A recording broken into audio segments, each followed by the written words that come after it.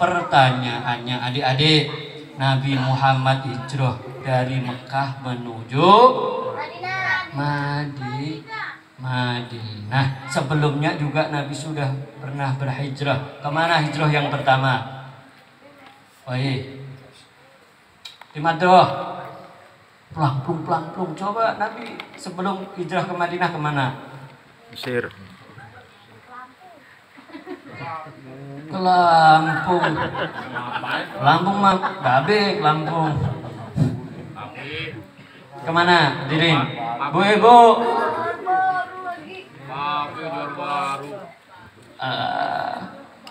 Kalau lupa malam deh. Yakin malam 12:30 baru selesai. Marwah itu simbah.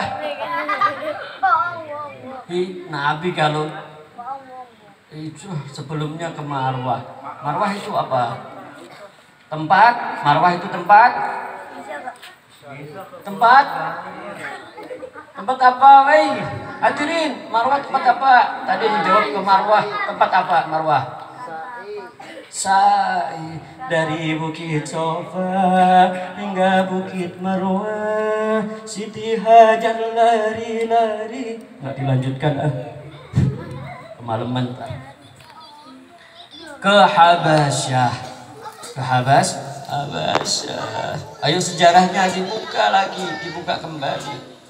Sejarah kebudayaan Islam, sejarah bangsa kita. Harus tahu sejarah itu, jangan sampai dilupakan. Nanti kalau tidak tahu sejarah, taunya adalah kemerdekaan ini adalah sebuah hadiah. Padahal kemerdekaan ini adalah penuh dengan keringat, tumpah darah. Ya, dari para pendahulu kita, khususnya para pahlawan kemerdekaan. Sehingga kita bisa burdahan, bisa acara di lapangan itu karena aman, karena merdeka. Sampai Nabi akhirnya hijrah ke Madinah. Namun dalam peristiwa hijrah Nabi Muhammad SAW dari Makkah ke Madinah itu penuh dengan strategi, bukan asal. Nah, ini yang harus kita pelajari dalam kehidupan kita, dalam bermasyarakat, dalam berencana. Harus pakai strategi, tidak boleh asal-asalan. Ingat, tujuan Nabi hijrah adalah untuk apa? Untuk apa? Tujuan hijrah Nabi Muhammad SAW. Nah, untuk apa? Untuk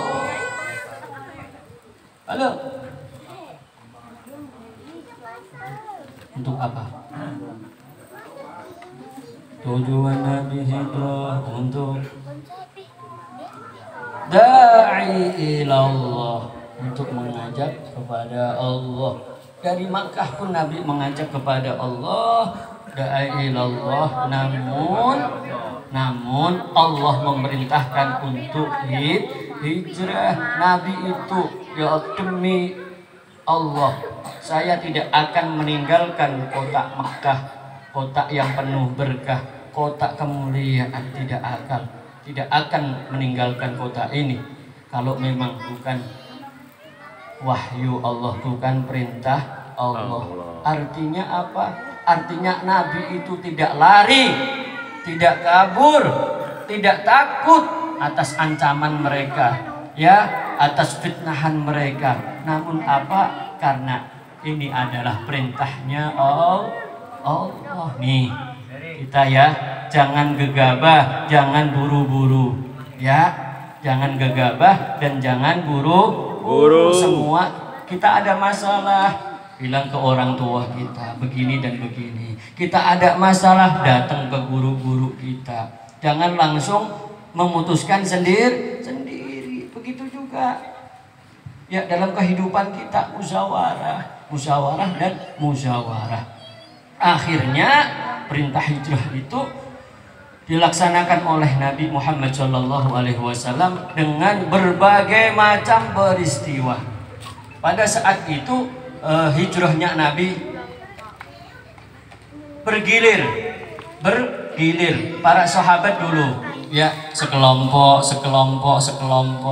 bergilir. Ya. Sayyidina Umar sendiri. Ya, duluan. Sayyidina Umar duluan sambil berdiri dengan tegak, menghunus pedangnya diacung-acungkan. Ya, ayo, siapa yang mau ya apa namanya? Jadi janda. Siapa yang mau anaknya jadi yatim? Halang-halangi, aku mau hijrah. Ya, begitu tegasnya Sayyidina Umar. Mengapa demikian? Karena memang itu sudah makomnya Umar. Umar sudah mengukur, tidak ada yang mampu, tidak ada yang berani, tidak ada yang menandingi dengan keberaniannya. Ya, itu. Namun berbeda dengan Sayyiduna Muhammad sallallahu alaihi wasallam. Nabi Muhammad sallallahu alaihi wasallam ya bukan karena lemah iman, justru Nabi paling beriman, justru Nabi paling berpower, tapi Nabi pakai strategi. Ya.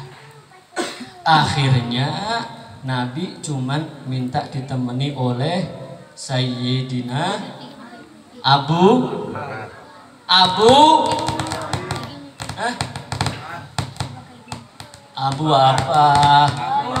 Abu-abu, Pak. Bapak Mumu. Jamil katanya abu-abu. Abu Bakar. Begitu rombongan sudah berangkat, Abu Bakar sudah mempersiapkan unta untuk kendaraan baginda Nabi Muhammad selama 2 bulan, Bapak.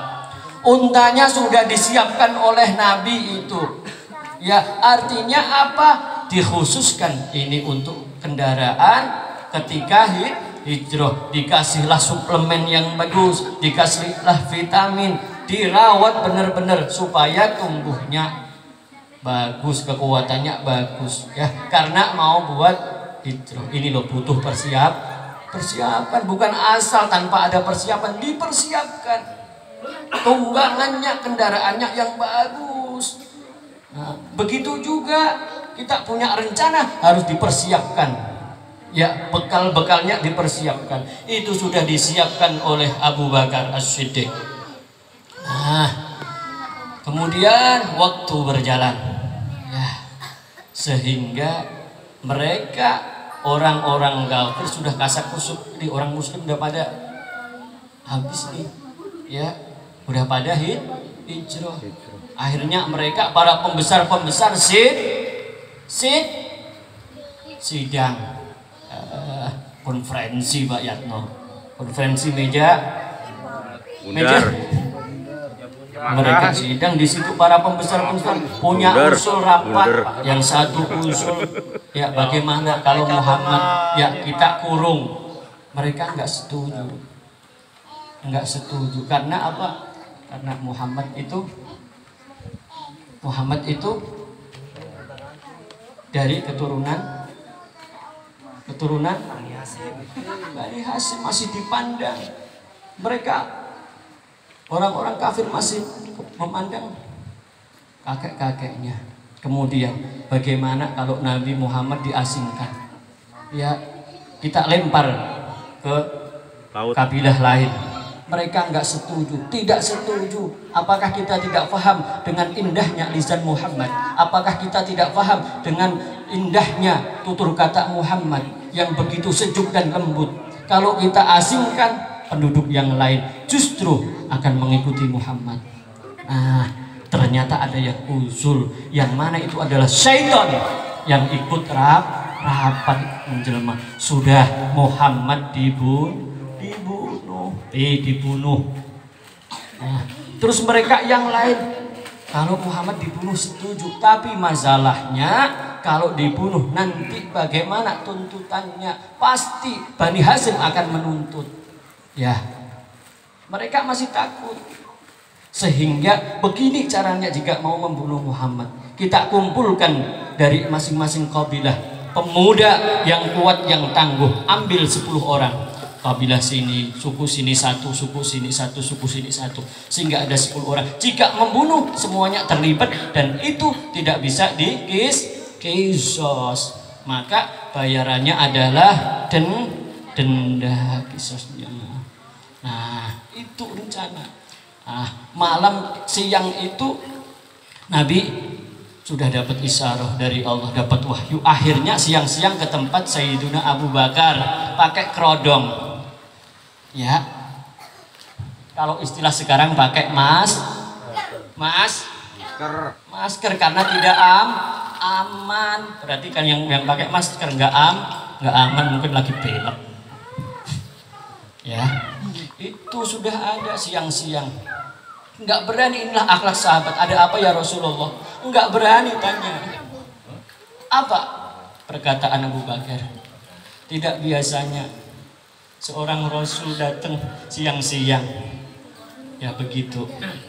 Akhirnya sudah saatnya Abu Bakar hijrah Rasulullah. Nah, tetapi cukup kamu tunggu di rumah, saya yang nyamperin. Udah siap itu malam. Terus pelan-pelan ngomong dengan Sayyidina Ali. Aku mau hijrah. Engkau gantikan tidur di kamarku, tidur di ranjangku. Ya. Apa yang dikatakan Ali? Sami'na wa ata'na. Sami'na wa ata'na. Kalau sekarang umpama kita diperintah ulama, diperintah guru apa? Sami'na wa mikirna. Ya, sami'na wa mikirna. Apa Ali? Sami'na wa ata'na. Siap. Begitu. Itu udah didikan yang bagus. Ali, gantikan tempat tidurku. Kau tidur di tempat tidurku di ranjangku. Siap. Begitu. Sami'na wa ata'na. Ayo kita belajar ya, siap.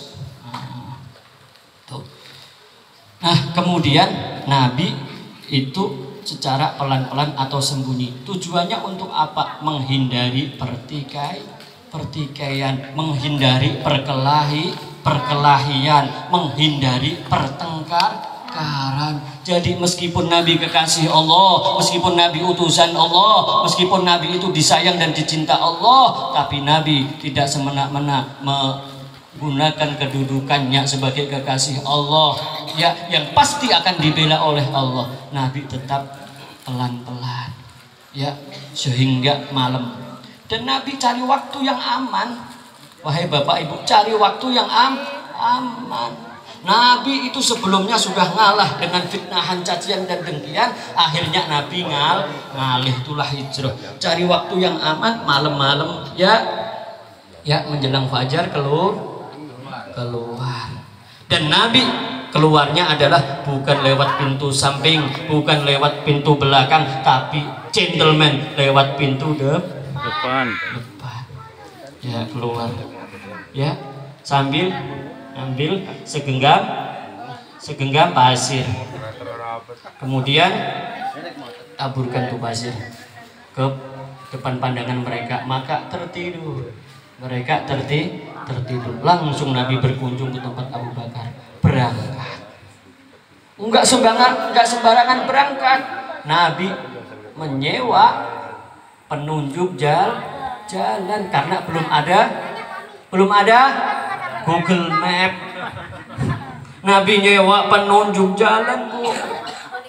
Padahal penunjuk jalan ini adalah seorang Yahudi, namun disewa Nabi. Berarti dalam hubungan kerjasama itu boleh.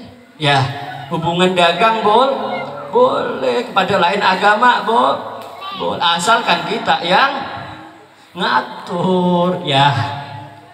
Disewa Nabi, ya, yang kalau dilaksanakan mestinya itu lewat utara, namun Nabi lewat jalur selatan. Sama siapa tadi berangkatnya? Abu Bakar, terus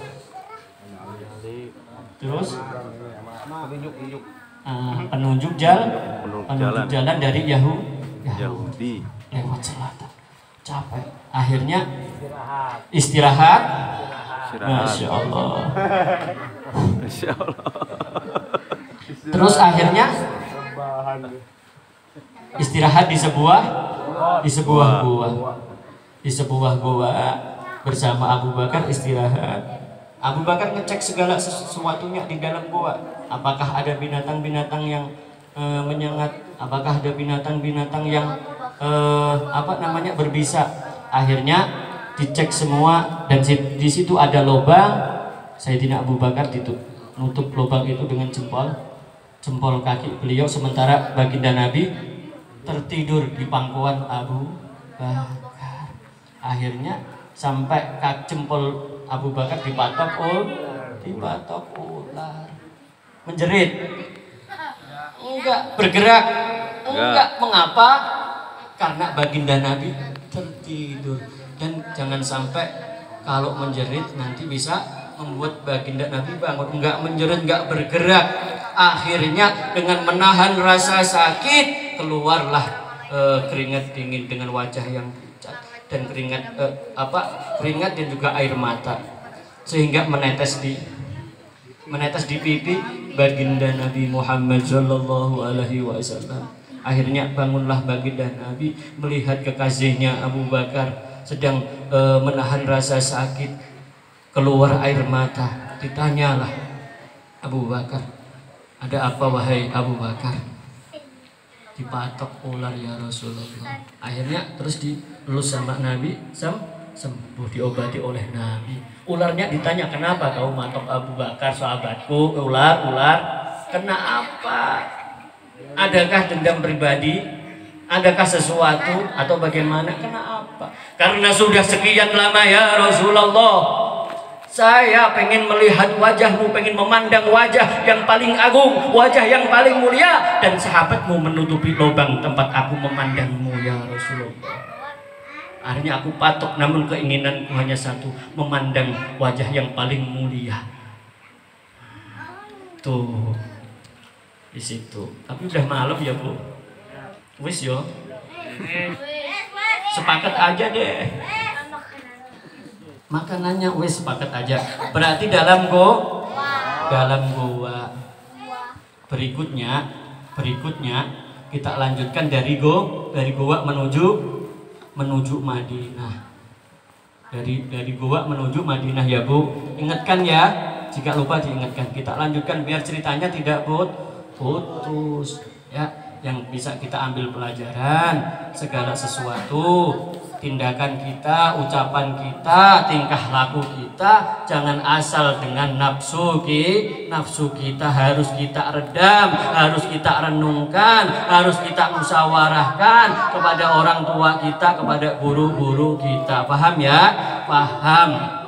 Ya, jangan asal bergerak, jangan asal bertindak. Ayo kita ambil peristiwa hijrah baginda Nabi yang penuh dengan tarbiyah, penuh dengan pendidikan untuk kita sebagai umatnya.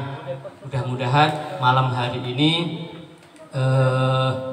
Allah ijabah segala niat, segala doa, segala permohonan kita semua. Amin ya rabbal alamin. Khususnya niat dan hajatnya Bapak Endang Prihatin dan keluarga. Kiranya demikian, walafu minkum, dari kami pribadi dan juga tim hadroh dan mewakili majelis, ada kurang dan lebihnya mohon maaf dan mohon dimaafkan. Wallahul muwafiq ila aqwamit thoriq. Assalamualaikum warahmatullahi wabarakatuh.